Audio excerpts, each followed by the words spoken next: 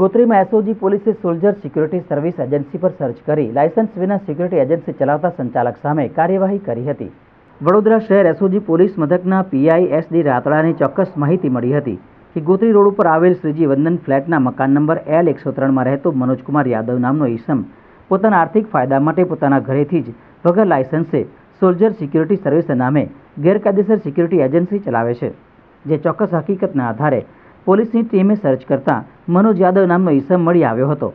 તેની સિક્યુરિટી બાબતે પૂછતા તેને પોતાના રહેણાંકથી જ છેલ્લા 4 વર્ષથી પોતાના નામે સોલ્જર સિક્યુરિટી સર્વિસ એજન્સી ચલાવી 70 જેટલા સિક્યુરિટી ગાર્ડ રાખીને શહેરના જુદા જુદા વિસ્તારમાં તેમજ ગોત્રી વિસ્તારની સોસાયટીઓમાં નોકરી ઉપર રાખી ખાનગી સિક્યુરિટીનો વ્યવસાય કરે છે.